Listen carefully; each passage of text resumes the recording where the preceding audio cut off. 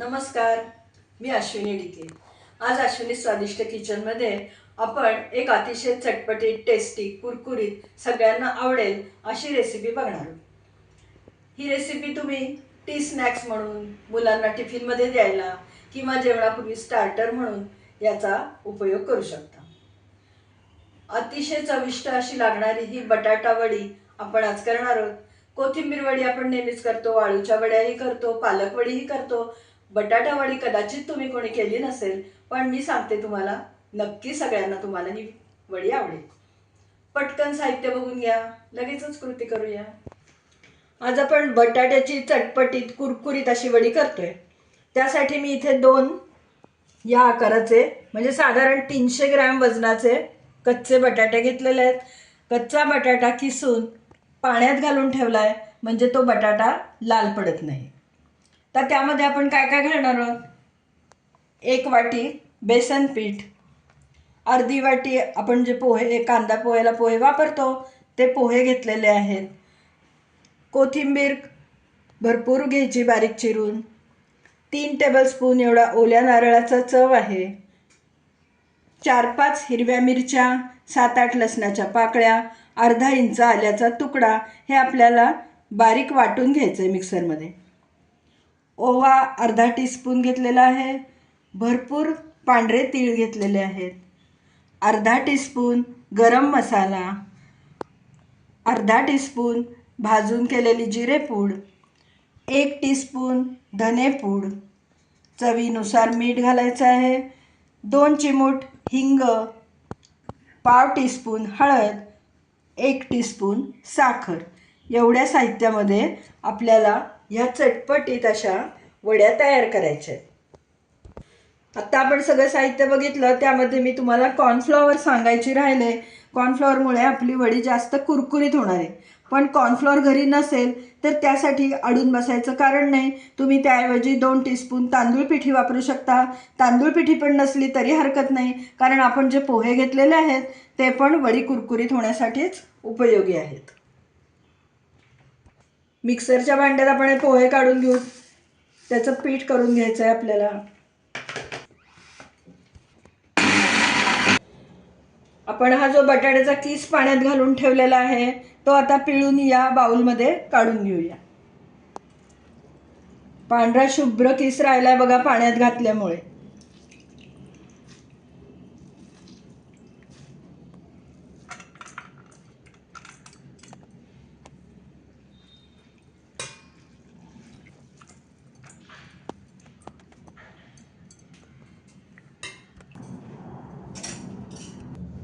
त्याच्यावर आता आपण 1 कप जे बेसन घेतलं, 1 वाटी, मी तुम्हाला दाखवते। ही जी आपली आमटीची रोजची वाटी असते त्या वाटीने हा बटाट्याचा किस दाबून 2 वाट्या किस झालेला आहे। त्याच्या मापाप्रमाणेच मी आता इथे 1 वाटी डाळीचं पीठ घेतलेलं आहे।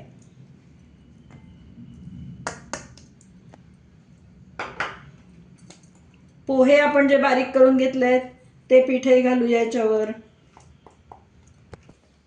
आता आपण घेतलेला कढीलिंब, मिरच्या, आलं आणि लसूण हे आपण मिक्सरमध्ये बारीक करून घेऊया आणि ते आपल्याला त्या पिठामध्ये घालायचं आहे। अगदी गुळगुळीत पेस्ट वाटून घेतलेली नाहीये बघा, ओबडधोबडच आहे। आणि आता ते आपण यामध्ये घालून घेऊया।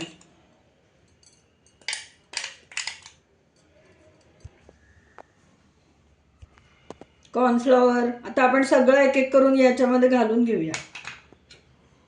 ओलं खोबरं, ओल्या खोबऱ्यामुळे मस्त टेस्ट येते वडीला। ओवा थोडासा हातावर क्रश करते। बटाटा आणि बेसन पीठ आहे, ओव्यामुळे पचायला चांगली मदत होते। जिरेपूड, ओव्याचा वासही मस्त सुटतो हातावर क्रश केला की। धनेपूड, हिंग, हळद, गरम मसाला, साखर ऑप्शनल आहे साखर, मीठ चवीनुसार, तीळ घालूया, भरपूर तीळ घालायचे आणि कोथिंबीर बारीक चिरलेली ती पण भरपूर घालायची. आता हे सगळं आपल्याला छान सगळं मिक्स करून घ्यायचं आहे.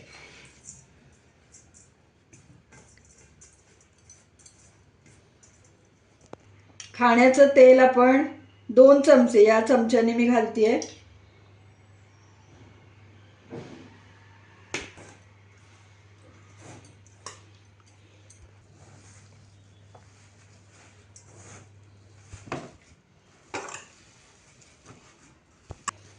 आपला गोळा बघा, पाण्याचा वापर अजिबात न करता गोळा तयार झालाय. आपण बटाटा पाण्यातनं पिळून काढलेला होता की नाही, तेवढ्या ओलसरपणावरती गोळा तयार होतो. पण जर तुमचा गोळा बनत नाही असं तुम्हाला वाटलं तर 1-2 टेबलस्पून एवढा पाण्याचा वापर करून तुम्ही गोळा बनवू शकता, पण शक्यतो पाणी लागतच नाही. गोळा बघा छान मळून तयार झालाय. 5 मिनिटच आपण मुरवत ठेवूया आणि तोपर्यंत कढईमध्ये पाणी उकळायला ठेवते. आपण कोथिंबिरीच्या आळूच्या वड्या जशा उकडतो त्याच पद्धतीने आपल्याला या वड्या करायच्या आहेत. कढईमध्ये मी पाणी घातलंय, त्यामध्ये ही रिंग ठेवलेली आहे आणि आता कढई गरम करायला ठेवली आहे, ती प्रीहीट करून घेऊया.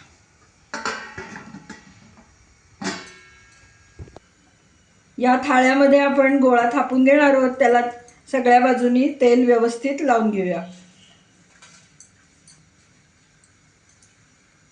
थाळ्याला आपण तेल लावून घेतलेलं आहे. आता त्याच्यावरती थोडेसे तीळ पसरवते.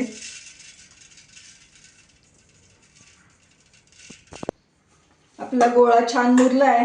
आता तो थाळ्यामध्ये थापून घेऊया.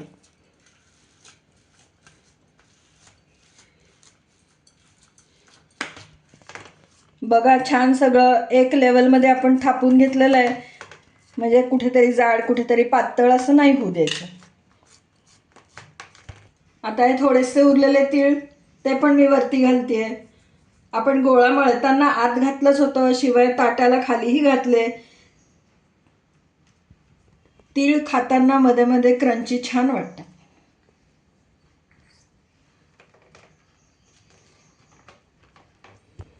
पाणी कढईतलं गरम झालंय.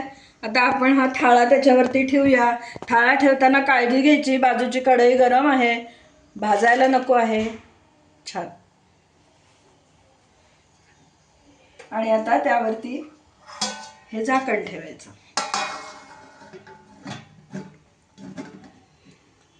पहिली 5 मिनिटं आपण गॅस मोठाच ठेवायचा आहे आणि नंतर मीडियम फ्लेमवरती आपल्याला टोटल 15 मिनिटं आपल्याला या वड्या वाफवून घ्यायच्या. आपण वड्या वाफवायला ठेवल्या होत्या. 15 मिनिटं झाली आहेत. गॅस बंद केलाय. आता हे झाकण बाजूला काढूया. वा, मस्त तयार झालेत. टूथपिक घालून बघूया. बघू शकता त्याला चिकटून काहीही आलेलं नाहीये, म्हणजे आपल्या व्यवस्थित वड्या वाफवल्या गेल्यात. आता आपण ताटली बाहेर काढून ठेवूया आणि गार झाल्यानंतर आपल्याला त्या वड्या कट करायच्या आहेत आणि तळायच्या. आपलं बटाटा वडीचं बॅटर आपण थापून वाफवून घेतलं, गार झालेलं आहे. आता आपण त्याच्या वड्या कट करून घेऊ. आपल्याला हव्या त्या शेपमध्ये आपण वड्या कट करू शकतो. मी इथे चौकोनी शेपमध्ये वडी कट करून घेणार आहे.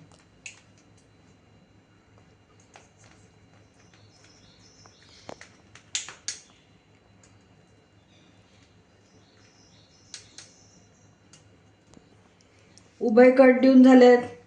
आता डायरेक्शन बदलूया आणि पुन्हा आडवे कट देऊ आणि छान चौकोनी वड्या कट करून घेऊया.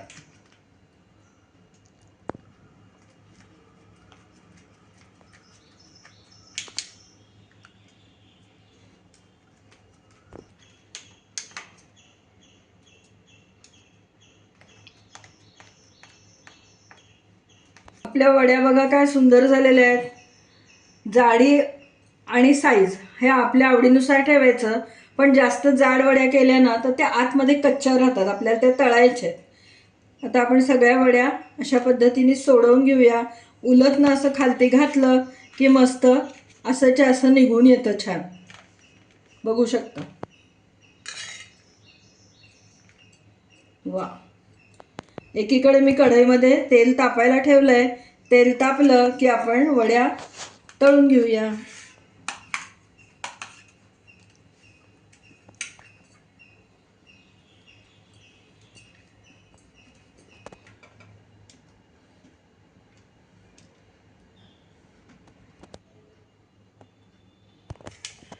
आपल्या वड्या कट करून झाल्यात, छान तेलही तापलंय. आता तेलामध्ये वड्या सोडून आपण डीप फ्राय करून घेऊ. तुम्हाला डीप फ्राय करायचं नसेल तर तुम्ही शॅलो फ्राय सुद्धा करू शकता.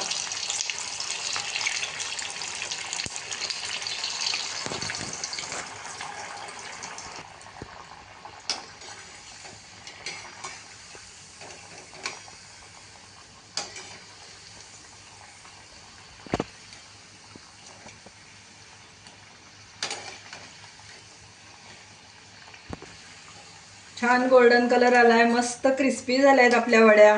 वरून क्रिस्पी आणि आतमध्ये खुसखुशीत अशा या वड्या असतात. खूप सुंदर लागतात.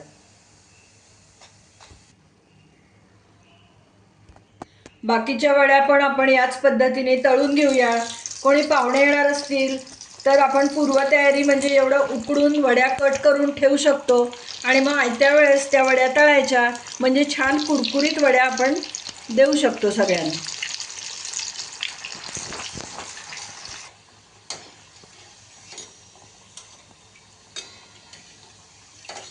मस्त, काय सुंदर दिसत आहेत वड्या.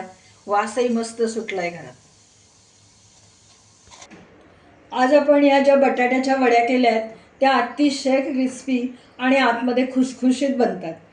आपण एरवी कोथिंबीर वडी किंवा आळूवडी करतो, पण त्याला काय होतं, भरपूर कोथिंबीर लागते. किंवा आळूवडीला सुद्धा आळूवडीची जी वेगळी पानं असतात काळ्या देठाची, ती मिळणं आवश्यक असतं.